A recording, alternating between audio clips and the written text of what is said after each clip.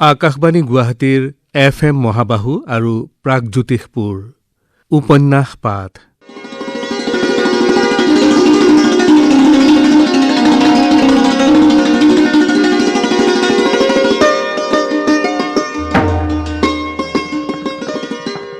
এই অনুষ্ঠানত প্ৰচাৰ কৰা হৈছে মনালিছা শইকীয়া ৰচিত উপন্যাস নাৰ্চিছাছৰ চহৰ।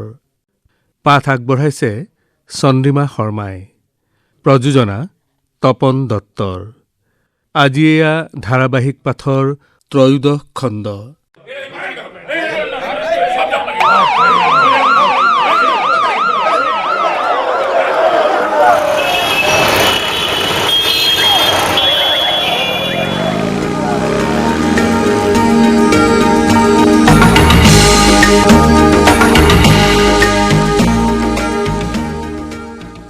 জ্যোৎস্না উভতি আহি উৎসাহেৰে কলে, অকলে আজি বাছত অহাৰ কথা।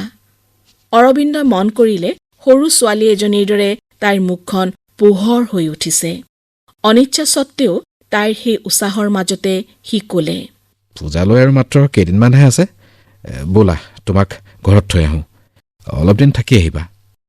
হঠাৎ যে? তাই কিছু আচৰিত হল আৰু দেখিলে অৰবিন্দও কিছু বিষণ্ণ মনেৰে আছে। অহাৰ পৰা যোৱাই নাই তুমি, ময়ো যাম, দুদিন থাকি গুচি আহিম। সি কলে, কিবা হৈছে নেকি? অফিচত চব ঠিক আছেতো? জ্যোৎস্নাই সুধিলে। পিন্ধি থকা চুৰিদাৰযোৰ খুলি তাই মেক্সি এটা পিন্ধি ললে। অৰবিন্দই নুশুনাৰ ভাওজুৰি তাইৰ উত্তৰটো নিদিয়াকৈ থাকিবলৈ চেষ্টা কৰিলে। তাই পুনৰ সোধে, কিবা হৈছে নেকি? তোমাৰ মনটো মাৰি আছা। তাৰ আৰু কথাবোৰ লুকুৱাবলৈ মন নগল। দিনটো ঘটা ঘটনাৱলীৰ বিষয়ে সি তাইৰ আগত খুলি কলে। আজি অফিচত সিহঁত কেইজনমানে ঠিক কৰিলে যে বছক লগ ধৰি এখন আবেদন কৰিব। সেইমতে বছ অহাৰ পিছতেই আটাইকেইজন গ'ল বছৰ চেম্বাৰলৈ। বয়সস্থ হিচাপে ৰজনী গোহাঁইও ওলাল। তেওঁ সিহঁতৰ কথাবোৰ জানিব বিচাৰিলে। সিহঁতে নিজৰ সমস্যাবোৰৰ কথা কলে। দৰমহাৰ টকাৰে চলিবলৈ সিহঁতৰ অসুবিধা হৈছে। কথাখিনি তেওঁ ঠিকেই শুনি আছিল, কিন্তু দৰমহা বৃদ্ধিৰ কথাটো শুনি তেওঁৰ হঠাৎ খং উঠি গ'ল। কাকতৰ চাৰ্কুলেশ্যন কমিছে, আগৰ দৰে এডভাৰটাইজ আনিব পৰা নাই। মই অভাৱত এগাল মানুহ ওপৰতে পঢ়ি দেখিছোঁ।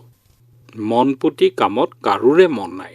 কথাৰ মহলা আৰু আড্ডা, অহা যোৱাৰ কোনো সময় নাই। যেতিয়াই মন গৈছে আহিছে আৰু গৈছে। মোৰ টকা গছত লগা নাই নহয়। আগতে চাৰ্কুলেশ্যন বঢ়াত সকলোৱে সহায় কৰক, তাৰপিছত দৰমহা বঢ়োৱাৰ কথা ভাবিম। কথাখিনি শুনিবলৈ বেয়া লাগিল। বিশেষকৈ বয়োজ্যেষ্ঠ হিচাপে ৰজনী গোহাঁয়ে অপমানবোধ কৰিলে। সিহঁতক কোৱা হল এই বুলি, যদি ইয়াত কাম কৰি ভাল পোৱা নাই গুচি যাব পাৰে। অৰবিন্দৰ কথাষাৰ গাত লাগিল। ভিতৰি ভিতৰি সি সিদ্ধান্ত লৈ পেলালে যে সি আৰু ইয়াত চাকৰি নকৰে। বেলি প্ৰকাশনৰ কিতাপবোৰৰ সম্পাদনা কৰি কিছু পইচা পায়, সেইখিনি মিলাইহে সি ঘৰ চলাইছিল। এতিয়া কি কৰিবা? জ্যোৎস্নাই সোধে। তাই বিচলিত হোৱা নাই। এই মাহটো থাকিম, অহা মাহৰ পৰা বেলেগত কাম কৰিম, কথা পাতিম। চাকৰি এটা গোটাই ল'বলৈ মোৰ সমস্যা নহয়। মোৰ সমস্যা হ'ব তোমাৰ মন বেয়া হ'লে, তুমি বেয়া পালে। অৰবিন্দই কয়, মোৰ কাৰণে ভাবিব নালাগে। যদি বেয়া পাইছা, কাম কৰিবলৈ এৰি দিয়া। তাই কয়। অৰবিন্দই সকাহ অনুভৱ কৰে। জ্যোৎস্নাৰ হাত দুখন ধৰি কিছুপৰ টভক মাৰি ৰৈ সি মনত পৰাৰ দৰে পুনৰ কয়, আৰু এটা কথা, বেলিভিউ চিটিত গণ্ডগোল লাগিছে। স্থানীয় মানুহৰ প্ৰতিবাদৰ লগত আন কিছুমান ভূমিহীন মানুহো লগ হৈ প্ৰতিবাদ কৰিছে। দিছপুৰত প্ৰতিবাদ কৰিবলৈ সিহঁত সাজু হৈছে, উচ্ছেদৰ বিৰুদ্ধে। গৌৰী শংকৰো তাত ব্যস্ত হৈ আছে। আজিৰ কথাবোৰ সি গম নাপায়। অৰবিন্দই কয়,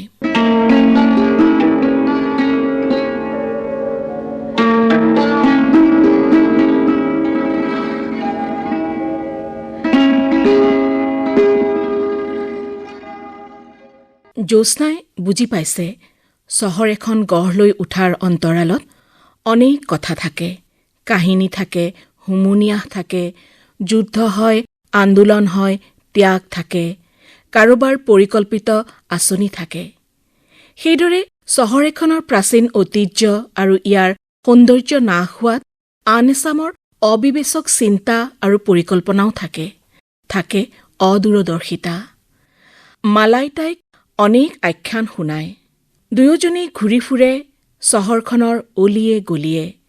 মালাই কয়, সেউজীয়া পাহাৰ, এখন ধুনীয়া নদীৰে, গছ-গছনিৰে গুৱাহাটীখন এখন ইমান সুন্দৰ মহানগৰ হৈ উঠিব পাৰিলেহেঁতেন।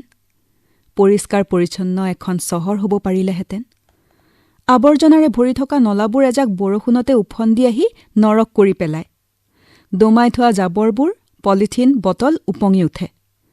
ফুটপাথেৰে খোজকাঢ়ি যাওঁতে মেনহোলত ভৰি সোমাই যায়।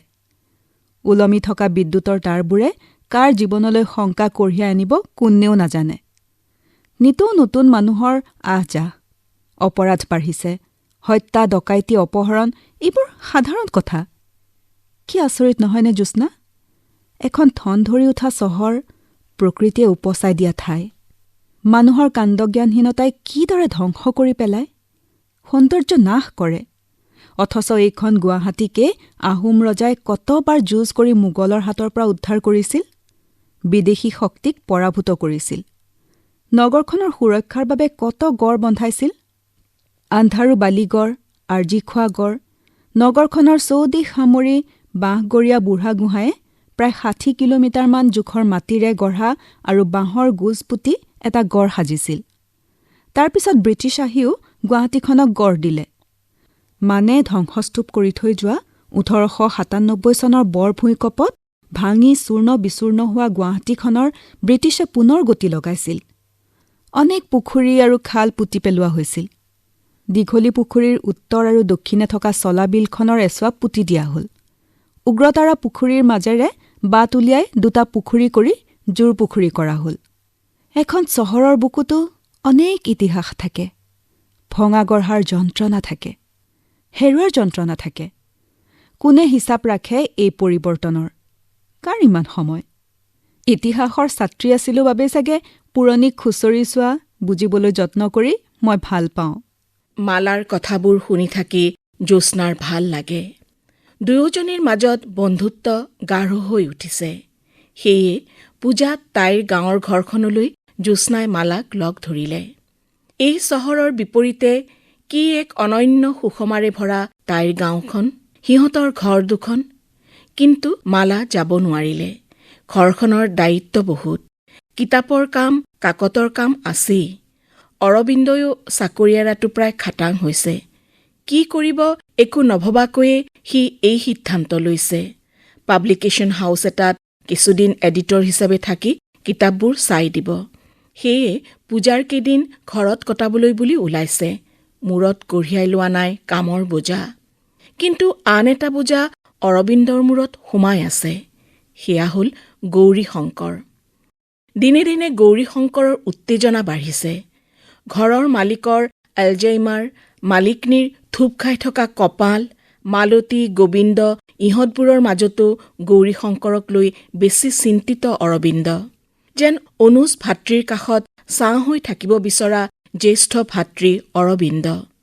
অফিচত গৌৰীশংকৰে কেৱল অৰবিন্দকে বিশ্বাস কৰে। গৌৰীশংকৰে খবৰ পাইছে বেলিভিউ প্ৰজেক্টটোত এজন ক্ষমতাশালী মন্ত্ৰীও জড়িত হৈ আছে, যাৰ বাবে ইটো দল শক্তিশালী হৈ উঠিছে। প্ৰতিবাদ, ধৰ্ণা চলি আছে। পূৰ্বপুৰুষৰ দিনৰ পৰাই খেতি-বাতি কৰি মাছ পুঠি ধৰি খাই বৈ জীৱন নিৰ্বাহ কৰা মানুহখিনিয়ে স্থান এৰি নিদিয়ে। তাতকৈ ডাঙৰ কথা, গৌৰীশংকৰৰ ধাৰাবাহিক প্ৰতিবেদনে মানুহবোৰক প্ৰভাৱিত কৰিছে। ভূ mafia go back, Barun Chaliha হুঁচিয়াৰ, আমাৰ ভূমি আমাৰ অধিকাৰ, এই ধৰণৰ কথা লিখি প্ৰতিবাদ সাব্যস্ত কৰিছে। জাংদাও, সুৰেন কছাৰী, সোণেশ্বৰ মিকিৰ আদি অনেক লোক এই প্ৰতিবাদত চামিল হৈছে। নতুন এখন ভূমি আইনৰ প্ৰয়োজনীয়তাৰ কথা লিখিবলৈ গৈ গৌৰীশংকৰে লিখিছিল যে ব্ৰিটিছৰ দিনৰেই যিখন ৰাজহ আৰু ভূমি অধিনিয়ম আছিল, সেইখনকেই বৰ্তমানেও চলাই থকা হৈছে। যিখন অধিনিয়মৰ মতে মাটিৰ গৰাকী হ'ল মহাজন আৰু জমিদাৰ শ্ৰেণীটো, আৰু মাটিৰ তলত থকা সম্পদবোৰ যেনে খনিজ সম্পদ, খনিজ তেল আদিৰ অধিকাৰ কেৱল চৰকাৰৰ। কিন্তু আজি ব্ৰিটিছ যোৱাৰ বহু বছৰ হোৱাৰ পিছতো সেইখন অধিনিয়মৰ মতে কাম কৰি থকা উচিত নহয়। নতুন এখন ভূমি আইন অবিহনে এয়া সম্ভৱ নহয়। বহু বছৰ ধৰি পাহাৰৰ নামনিত বসবাস কৰি অহা জনজাতি লোকসকলৰ কৃষিভূমি এইদৰে কাঢ়ি লোৱাৰ অধিকাৰ কাৰো নাই। গৌৰীশংকৰ গোহাঁইদাৰ দৰে কমিউনিষ্ট নেকি? জ্যোৎস্নাই সুধিছিল। কমিউনিষ্ট মানেনো কি বুলি ভাবা তুমি? অৰবিন্দৰ হাঁহি উঠি গৈছিল। এই শ্ৰেণী সংগ্ৰাম সৰ্বহাৰাৰ কথা কোৱা মানুহবোৰ যেনে বিষ্ণুৰাভা, সেইফালৰ পৰা চাবলৈ গ'লেতো শংকৰদেৱো এগৰাকী বিপ্লৱীয়ে। সমাজখনক নতুন দিগন্ত দেখুৱাইছিল, গঢ়ি তুলিছিল, সংস্কাৰ সাধন কৰিছিল। আমিহে তেওঁক ভগৱান সজাই মণিকূটৰ মাজতে আবদ্ধ কৰি ৰাখিলোঁ। অৰবিন্দই জ্যোৎস্নাক ক'লে। ঘৰলৈ যোৱাৰ আগদিনা গৌৰীশংকৰক লগ ধৰি অৰবিন্দই ক'লে সি আৰু পেপাৰৰ চাকৰিটো নকৰে। গৌৰীশংকৰৰ মুখত কোনো প্ৰতিক্ৰিয়া দেখা নগ'ল। এইকেইদিনটো যথেষ্ট পৰিৱৰ্তন দেখা গৈছে গৌৰীশংকৰৰ সমগ্ৰতাত। মুখত দাড়ি ভৰ্তি, কাপোৰযোৰো সেই একেইযোৰ, পুৰণি জিন্স আৰু এটা টি চাৰ্ট, চকুত চশমা, জপৰা চুলি। সি এবাৰ অৰবিন্দলৈ চালে, যেন তাৰ দুচকুৱে ক'লে, ভালেই কৰিছে আপুনি, ইয়াত আপুনি কাম কৰিব নোৱাৰিব। প্ৰভিডেণ্ট ফাণ্ড আৰু আৰ্ণ লিভৰ অলপ পইচা পাবলৈ আছে, সেইখিনি উলিয়াব লাগিব, অৰবিন্দই ক'লে। গৌৰীশংকৰে শলাগিলে। তাৰপিছত অৰবিন্দক ক'লে, বলক মোৰ ৰুমৰ পৰা আহোগৈ। অৰবিন্দৰ না কৰিবলৈ মন নগ'ল। সি গৌৰীশংকৰৰ মটৰ চাইকেলৰ পিছফালে বহি লয় আৰু চহৰখনৰ ব্যস্ততাৰ মাজেৰে সিহঁতৰ মটৰ চাইকেল আগবাঢ়ে।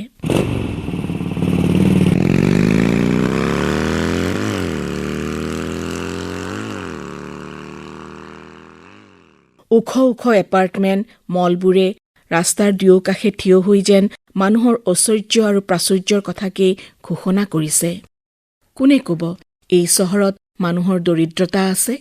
এসাঁজ ভাতৰ বাবে যুঁজি থকা এচাম মানুহ আছে। চানমাৰি, জু ৰোড, গণেশগুৰি পাৰ হৈ সিহঁত আগবাঢ়িল বেলতলা অভিমুখে। সৰু গলি এটাৰে নি সি মটৰ চাইকেলখন ৰখালে আছাম টাইপৰ সৰু ঘৰ এটাৰ সন্মুখত। পুৰণা বাটাম দিয়া ঘৰ এটাত নতুনকৈ ৰং সানি থোৱা আছে যদিও প্ৰাচীন এক সুবাস অৰবিন্দৰ নাকত লাগিল। পদূলিতে এজোপা শেৱালি। ঘৰটোৰ পিছফালে 4 তলাৰ এটা বিল্ডিং। বেলকনিত মেলি থোৱা আছে কাপোৰ। এই এপাৰ্টমেণ্টবিলাকৰ ই এটা দৃষ্টিকটু দৃশ্য। ৰাস্তাৰ ফালে থকা বেলকনিখনত ওলমি থাকে গৃহস্থৰ ঘৰুৱা সাজপাৰ, নাৰীৰ অন্তৰ্বাস। আহক।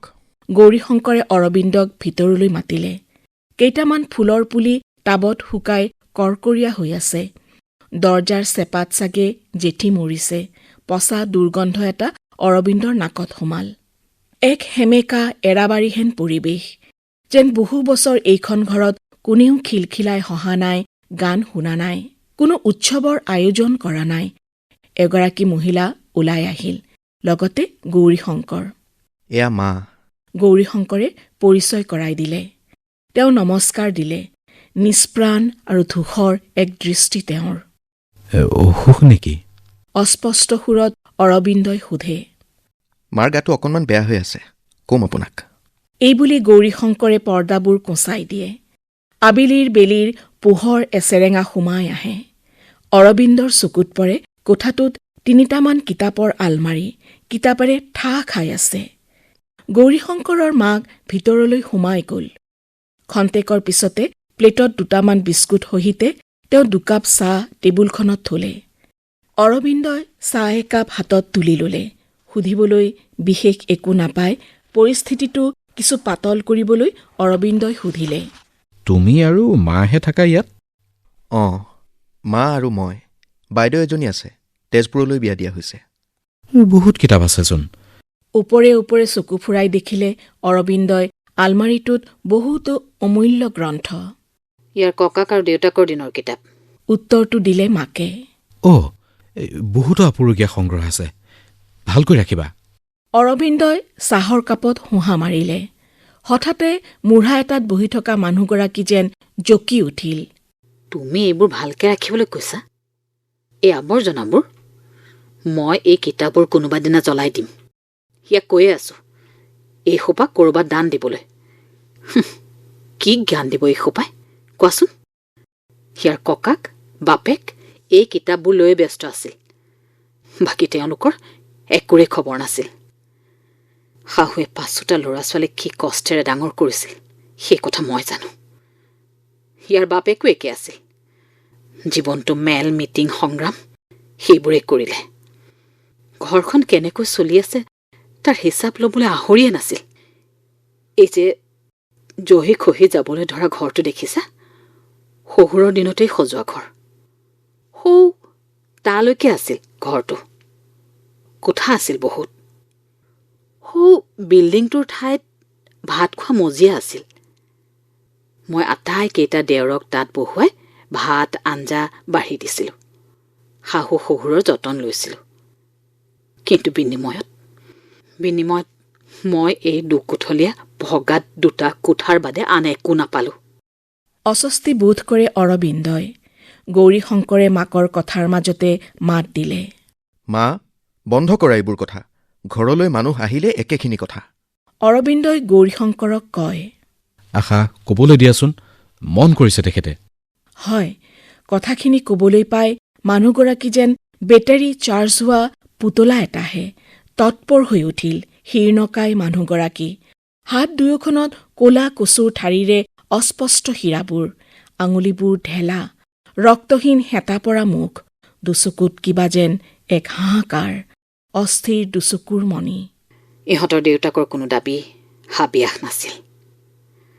আন্দোলনৰ সময়তেই কমিউনিষ্ট বুলি এঘৰীয়া কৰিছিল ৰাইজে আমাক। পিছলৈ ভায়েকহঁতেও লগ এৰিলে। পিছফালৰ গোটেই মাটিখিনি লৈ তাত সিহঁতে বিল্ডিং সজালে। আমালৈ 2টা কোঠা ৰাখি বাকীখিনি ভাঙি দিলে। তেখেতে ভায়েকহঁতক একো সোধা নাছিল। কিন্তু মই সুধিছিলোঁ সিহঁতক, এই দুকোঠলীয়া ঘৰটোত মই কেনেকৈ থাকিম? সিহঁতে উত্তৰ দিলে বোলে, ককায়েকক ছাপৰ্ট কৰা হ'লে সিহঁতৰ হাতৰ পৰা এই ঘৰ মাতিও গ'লহেঁতেন। সিহঁতৰ বাবেহে থাকিল এই সম্পত্তি। কথাখিনি যেন মানুহগৰাকীয়ে অৰবিন্দক কোৱা নাই, আপোন মনে নিজকে কৈ আছে। গৌৰীশংকৰ কাষতে বহি আছে। এবাৰ উঠি গৈ সি মাকৰ হাত দুখন খামুচি ধৰি কয়, তোমাৰ গাটো চাগে বেয়া লাগিছে, বোলা। একান্ত বাধ্য ছাত্ৰীৰ দৰে মানুহগৰাকী থিয় হয়। অৰবিন্দক এষাৰো মাত নিদিয়াকৈ ভিতৰলৈ সোমাই যায়। পুৰণি উঁৱলি যোৱা বেৰাত কেইখনমান ফটো ওলমি আছে। এটা পেণ্ডুলাম থকা ঘড়ী, অ'ত-ত'ত ওলমি আছে মকৰা জাল। মাৰ গাটো বেয়া, একেখিনি কথাকে কৈ থাকে। আচলতে এসময়ত গোটেই ঘৰখন ধৰি থকা মানুহজনীৰ খবৰ কোনেও নলয়। খুৰা খুৰী সকলো বেলেগ হৈ গ'ল। ভতিজাবোৰো নিজক লৈ ব্যস্ত। ময়ো কামত ব্যস্ত থাকোঁ। পুৰণি কথাবোৰ ভাবি ভাবি মা অস্থিৰ হয়। অৰবিন্দই একো নামাতে। সি যেন কিবা এটা বুজি উঠিছে। গৌৰীশংকৰৰ আদৰ্শ, কামৰ ধৰণ, এই সকলোবোৰ তাৰ তেজত আছে। নাৰ্চিছাছৰ চহৰ।